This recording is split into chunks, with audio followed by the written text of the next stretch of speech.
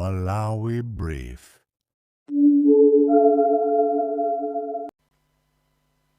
Okay. So hiye ndifanya ndinapa kuti aujali kuti ndasazike ndauze chotapange, which is normal. Okay. So at this point also the question would have been inusimpita chikwendi nanu chani choti mupange tipange ziwiri zitatu, tigwirizane chikwendi kuchokapo. Komanso, as you can see, I've said time was not on their part. Ndipite huko ndikabwere mwachangu ndikhale ndi bwana wanga ndipsazike. So there are areas where that flight could have been cancelled.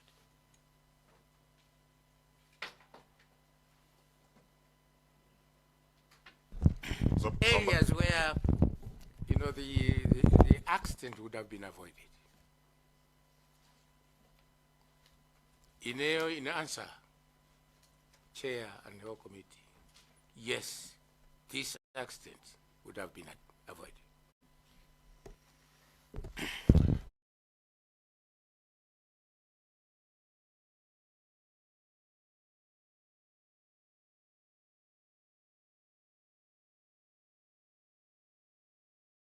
Thank you for that affirmative response. Zomba City South wants to follow up. Chair, you give me time later on, but I think since you started asking a question that I also thought I needed more clarification. Brigadier General, good afternoon. Good afternoon. Yes. You started by saying that you are happy to be here. Yes. I'm also happy to see you. Thank you. Yeah, I think we needed you to also clarify some areas. I think I will start with, I think 1 or 2 questions, but I'll come back later. You might have seen the BFU report. And you're also talking about the weather briefings at Kia and also the weather at Nzuzu. But from the BFU report on page 50, 2.5.2, compliance to ICAO standards in Malawi. I think the BFU made an observation that contrary to ICAO Annex 3 standards, the Meteorological Authority did not provide meteorological information on the planned route. Meaning we have information for the originating aerodrome, Kia, and also in Nzuzu. But the Met experts did not provide meteorological information on the planned route.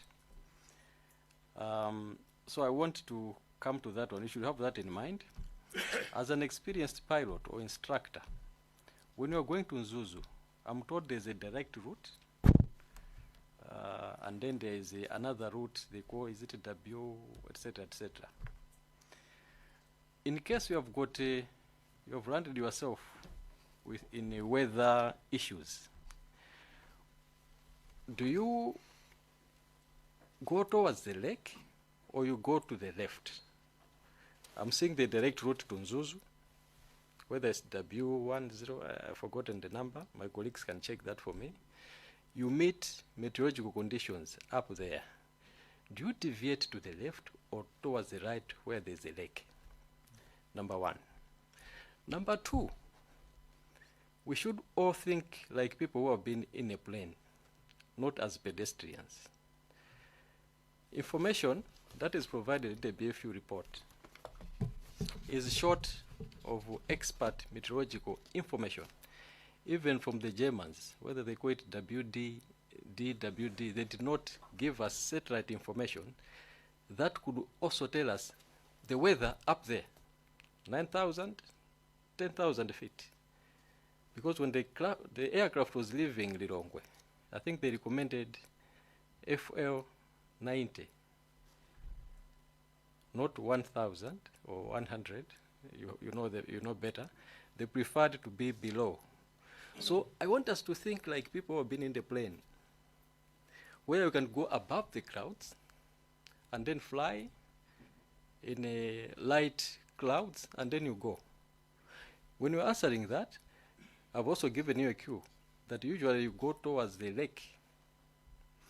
Now the pilots are asking to fly less than 10,000, and even they never also reached 9,000. They're flying 8,600 and even below 7,000. Now the question is, the weather that the pedestrians were seeing in Ichikangawa, was it the same as at 9,000 and 10,000? If it's not the same, can you educate us why an experienced pilot like Colonel Sambalova, deceased, could choose to fly low where the pedestrians could also confirm that the weather was bad? I need you to help me with that one. And number two, why they deviated to the left, which is not a traditional route. Normally, they go to the right. I need also that answer to be given to me, because as a layperson, I thought the weather up there, because I've been flying several times, I know it's also better there than flying very low, like a pedestrian or driving a car. When you go up at 10,000, the weather, I thought is a bit different. Finally, since your presentation covered more on coordination, it means maybe you also have read this report, which showed that the aircraft was airworthy. The navigation systems were working. The control panels were working. Now I'm asking myself, this airworthy aircraft, how could it go into the visual flying rules when the instruments in this aircraft were working, including the proximity function? All these were working.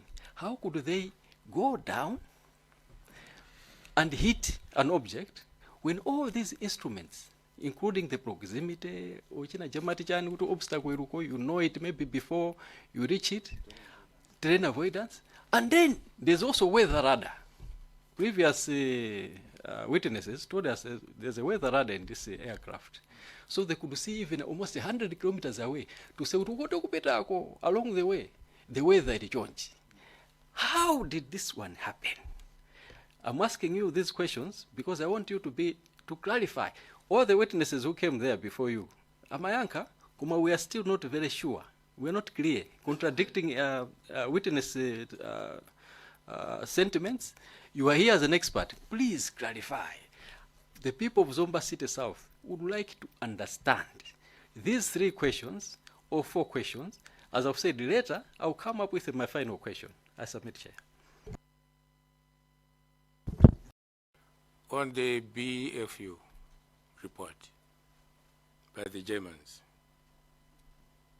media, not the actual whole report.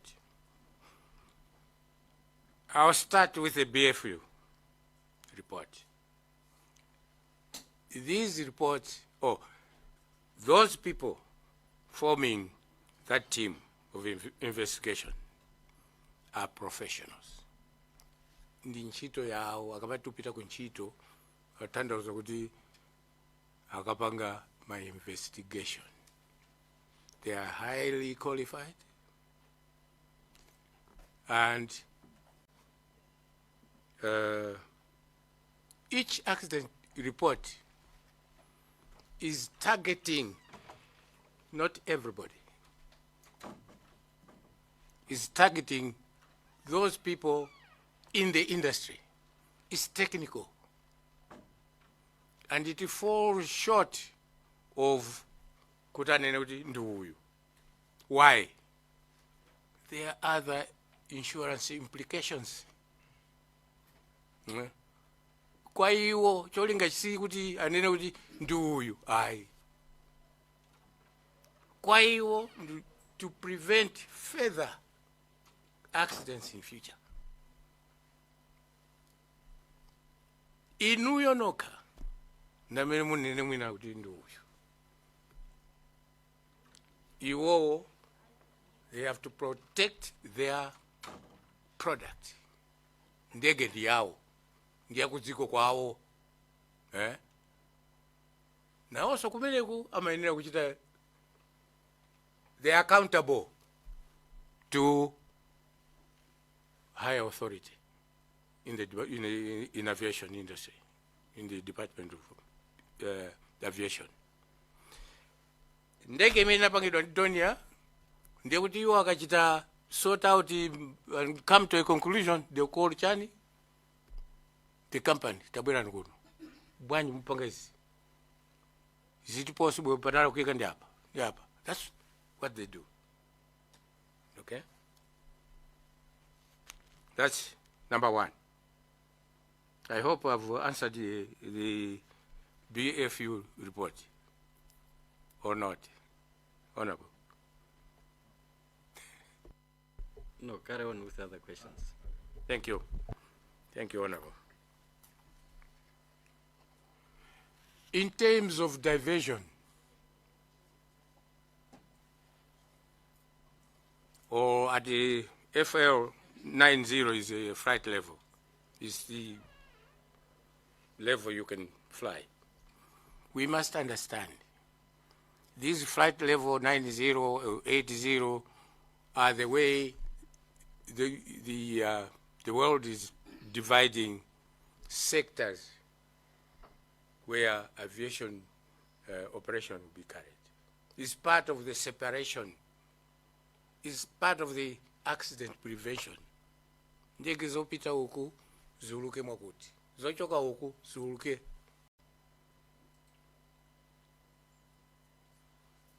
Tanthauza kuti munthu kamanena kuti ndipita pa M1 north to Mzuzu and you go to Msanje.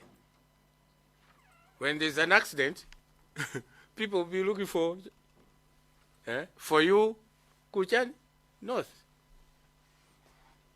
So, when you divert from the filed flight plan,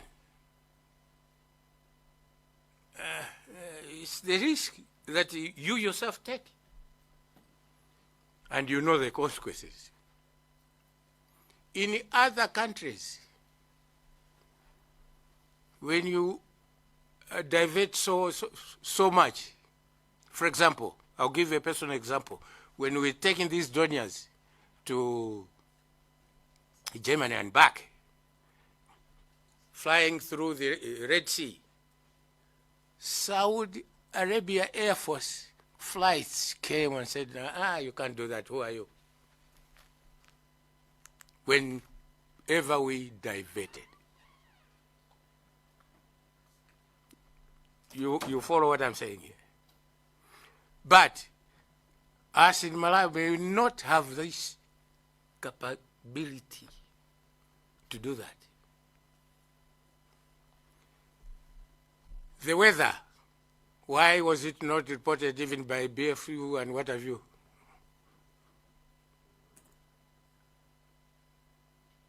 You use equipment that you have bought. If you haven't bought here in Malawi equipment good enough to follow flights, whose fault is it? It's our own fault. If you haven't given the meteorological department equipment to check the weather higher, and put on that. You upgrade Sanchito equipment mwapata. If it is old stock, that's what they have. That's what they would do. And what this information is giving out, that's what they will present.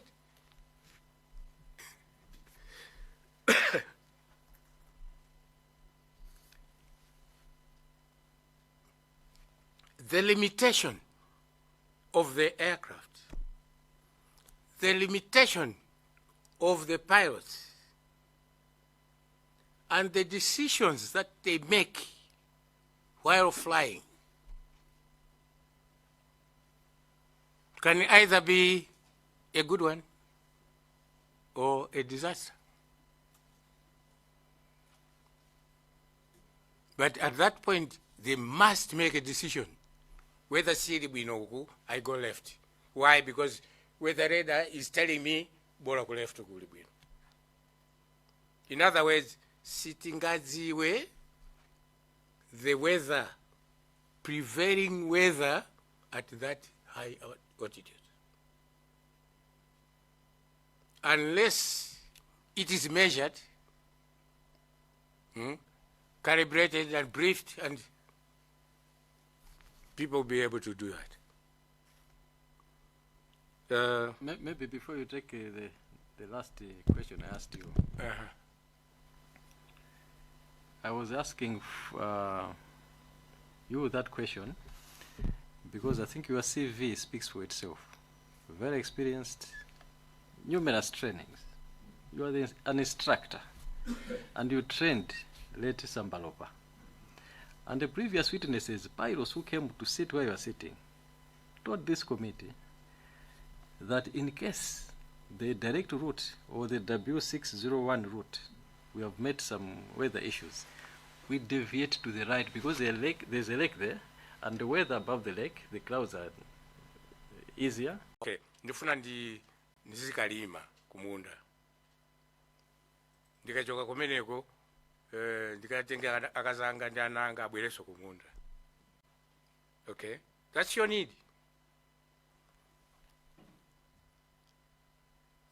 Okugulitsa afuna kugulitsa tractor.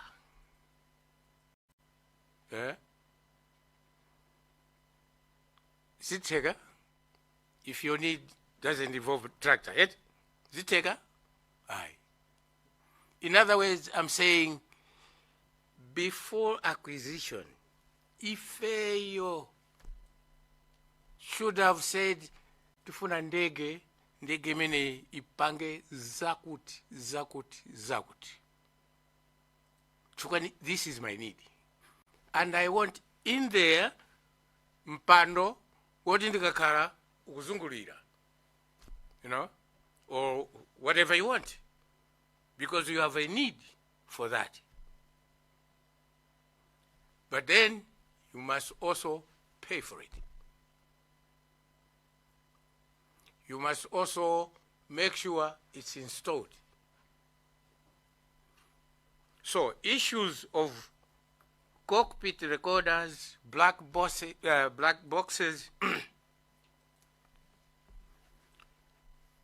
please, Malawi, if you haven't bought it, it's not there.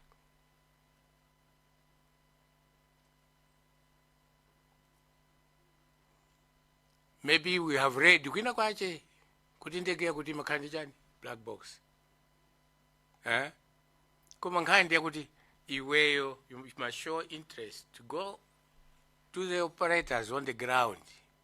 Air Force, ndabwera kuzona ndege mene. Indinjini, akuzo hizo.